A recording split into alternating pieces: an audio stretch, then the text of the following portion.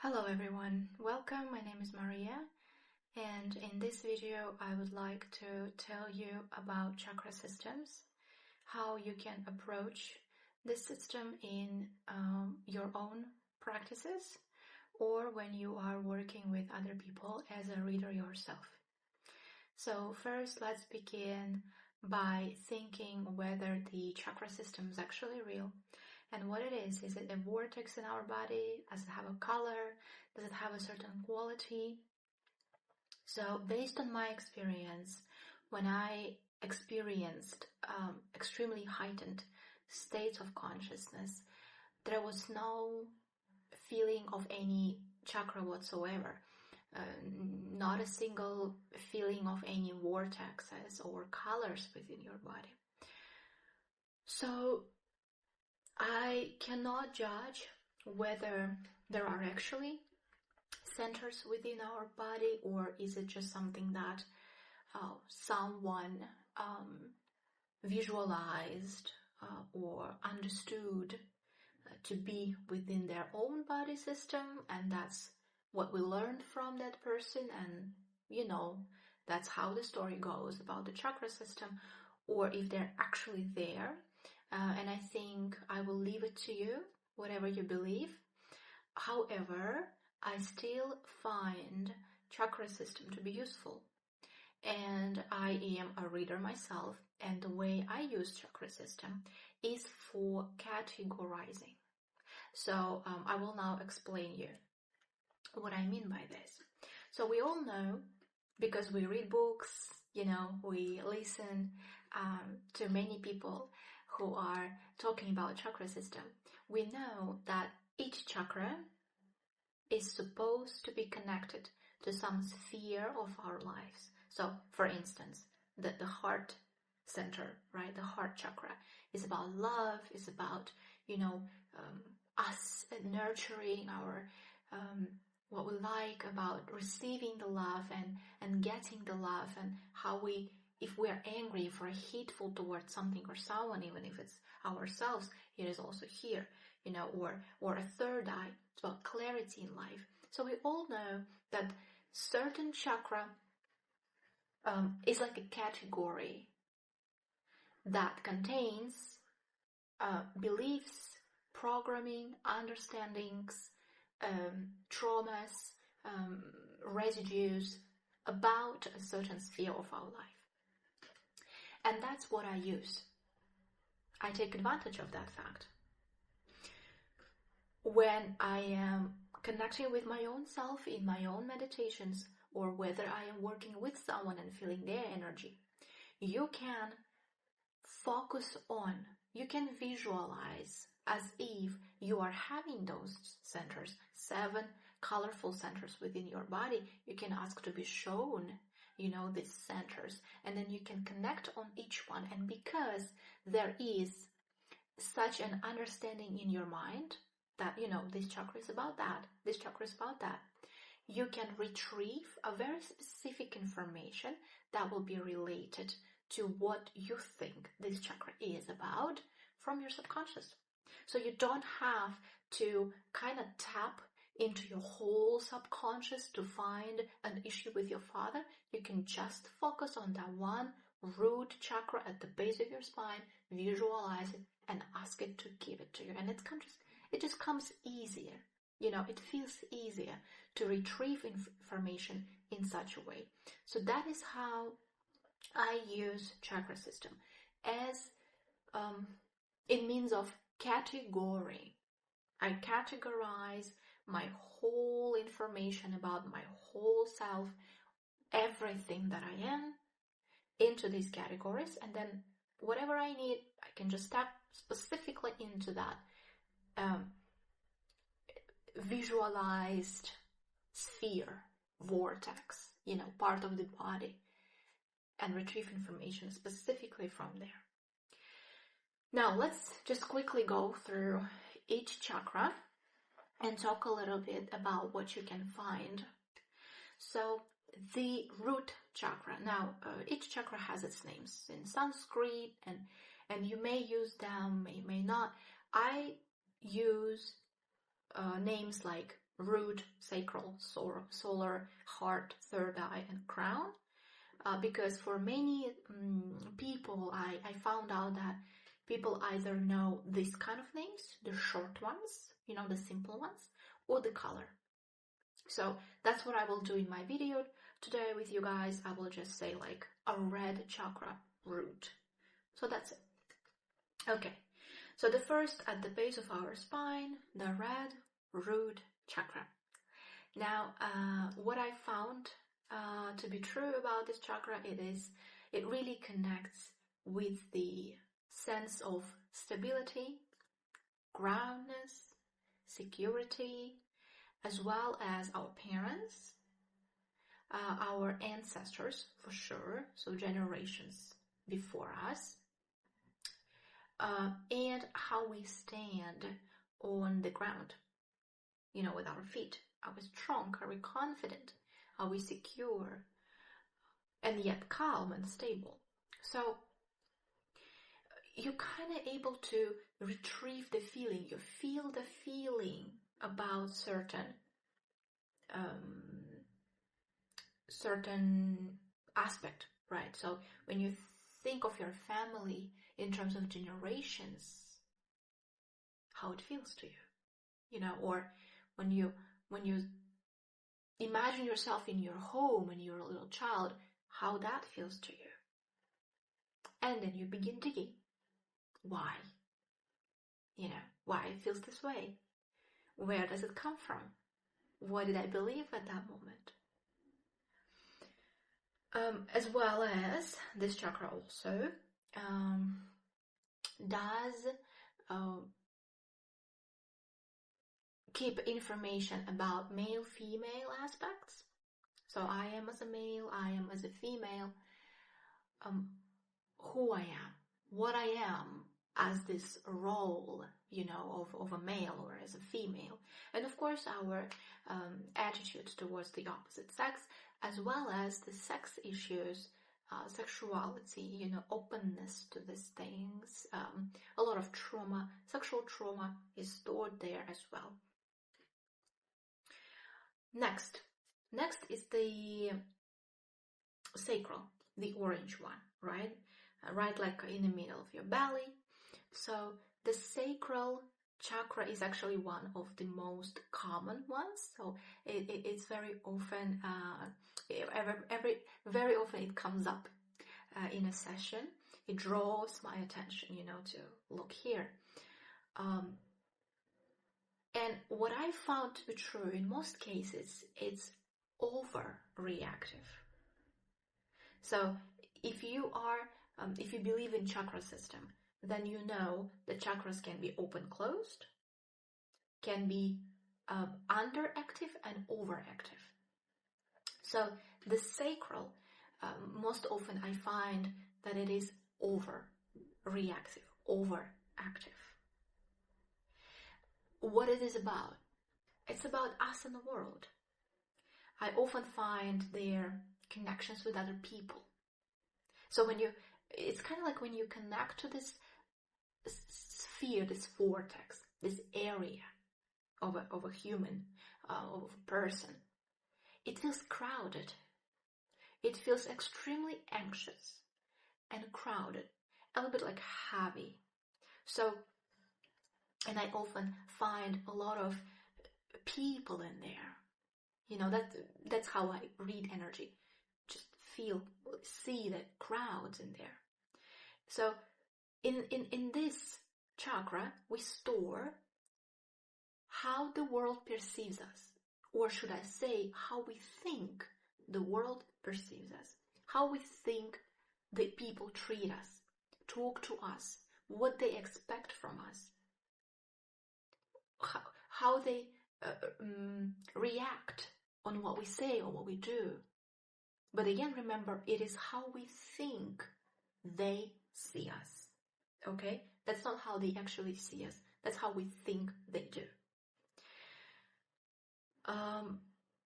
And so in here you will find a lot of issues related to codependence or just being dependent.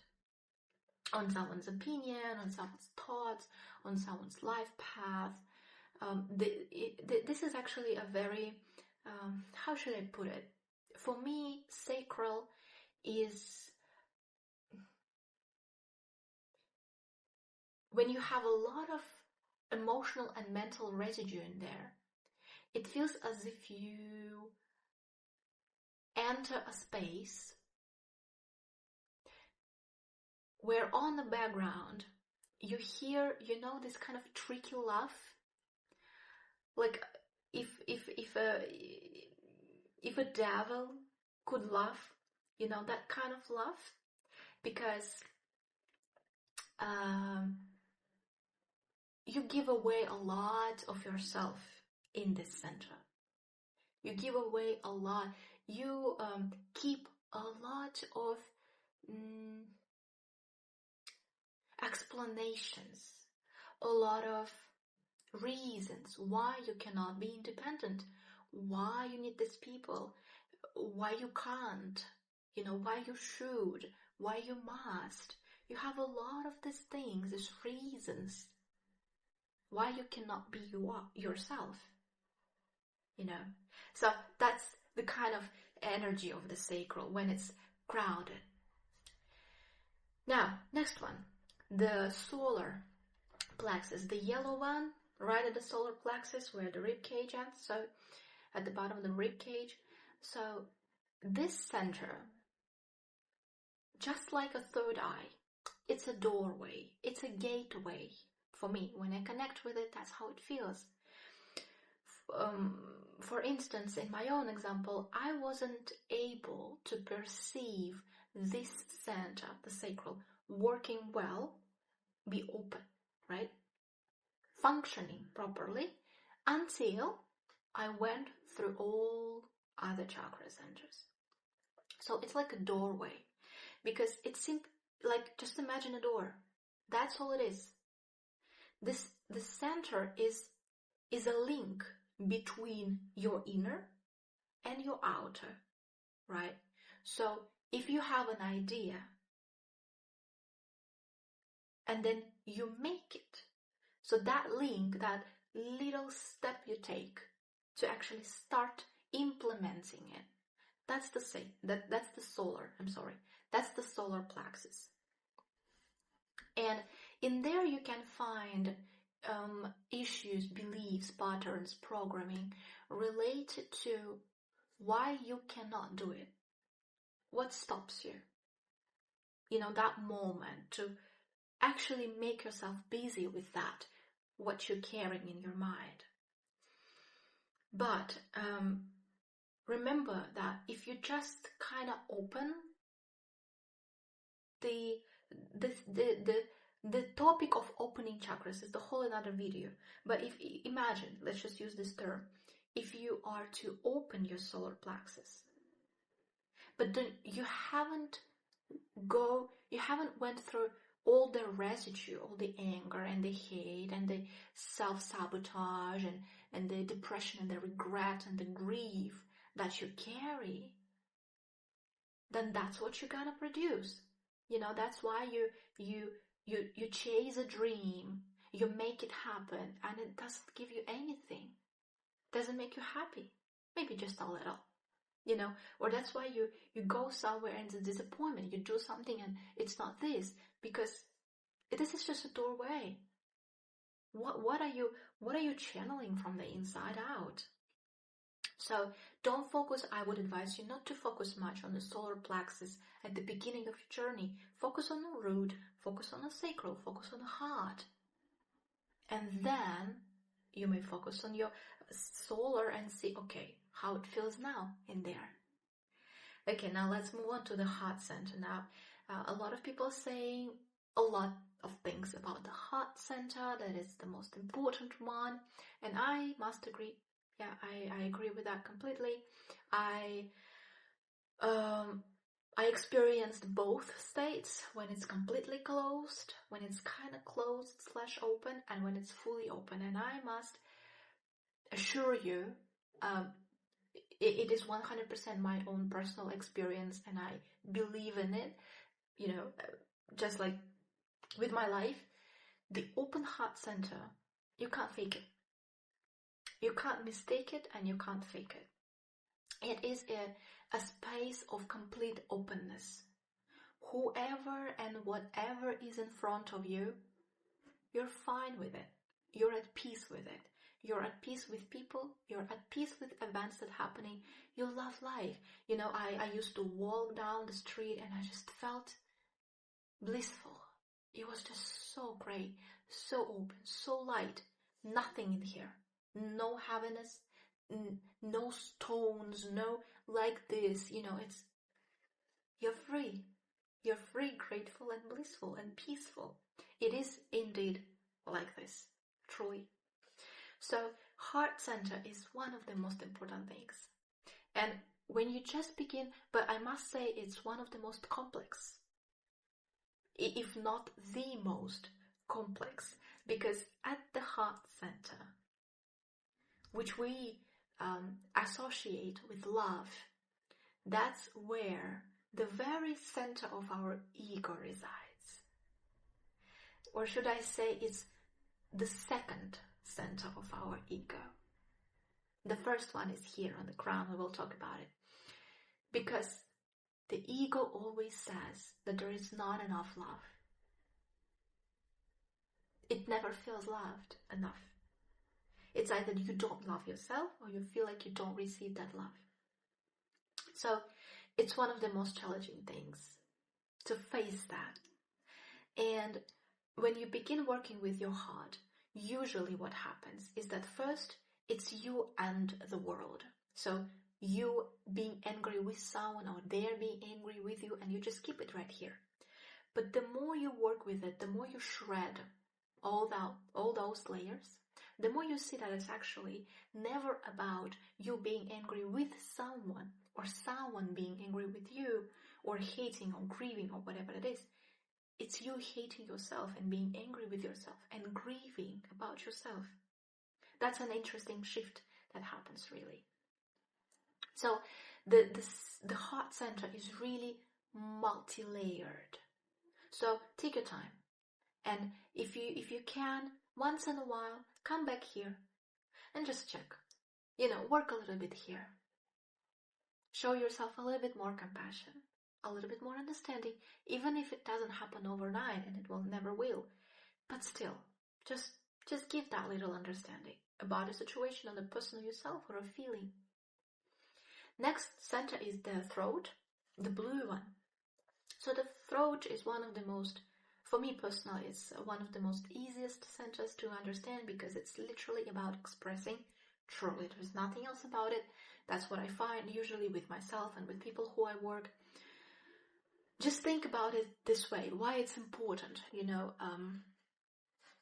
it's not just about saying what you think and not feeling bad about it. We know all these beautiful ideas. We have this phone, we have this type of apartment, we have a wallpaper because somebody had an idea and that somebody voiced it out. So like Steve Jobs came and told to his developers what he wants in that phone, or someone came to a community and voiced out their idea about creating a multiple level buildings. So the life around you, literally, a lot affected by speaking out what's here. So that's an important center to do because you literally create your life by speaking about it. You know what I'm saying? So just think, have this thought, contemplate on it. It's really important. So your main question on the throat chakra is why you don't do it, why you're afraid to voice your life out. Now, next one, the third eye center. The third eye, that's the most, probably just like a heart center, talked about, right? Center and chakra. I'm not going to talk about opening the third eye because that's just another whole video. But the third eye, it's really about clarity. It's kind of like two-sided. First is the clarity of your mind So how you process information, because usually when I connect with people, it's kind of, I see a screen in front of them, and the screen sometimes is very wide, sometimes is very narrow, and our goal, and our idea usually is to understand why it's narrow, how it affects life, what it means, and how would the life be if it would be wide, and the opposite with the wide screen, right? If someone have a wide screen, what it means, and what would it be if it would be narrow. So usually it's like people focus too much on just one goal and they don't notice the rest, or as an example, people with the wide screen, they just have too many ideas. And then in here you can also find perfect pictures. So a perfect picture, okay, I am as a good daughter, good employee, or good business person, or a good wife or husband or father or whatever, right? All these perfect pictures we create for ourselves that limit us a lot because we don't see beyond them. And then also how other people's thinking, that's also an interesting fact, how other people's thinking affect our thinking. What I found in my recent reading that I did for someone, we pick up, they say that thoughts are electromagnetic, so it's kind of like electric impulse, that you kind of can feel. And so you kind of pick up on that. It's like you're picking up on a radio station and the person in front of you and how they are thinking, even if it's just not voicing out, but just thinking, affects your own. There's an interesting process happening. So that some people are able to distinguish and categorize, systemize it, and some people just get lost in it. And then the second aspect of the third eye is, of course, psychic abilities and intuition. But I must tell you this, and I will stop there. When you develop your psychic abilities, especially if you're trying to develop a sentient kind of feelings, feeling someone's emotions, you gotta be strong because you will feel their pain too, as your own. Now, next one is the crown center, right? So the crown center right here, and it's mostly about not letting go. So we carry control, right? This center is one of the most anxious, just like a sacral with people, but it's a different type of anxiety. It's like never-ending anxiety. You know what I'm saying? I always have to do something. Like I have to for me to live, to survive, to be. I don't trust that I will be all right. I don't trust higher power. I don't trust God. I don't trust life. I don't trust myself. So the crown is actually a very good center to focus on when you have your own meditations, because once you kind of focus on it and you convince yourself, just for this a little while, relax, you're fine, you're not trapped, you're not under threat, you're at home sitting in your clothes, you're comfortable, you have food for tomorrow, for today, you have water. No one is attacking you or anything. So just relax for now. Trust in this moment. You're now safe.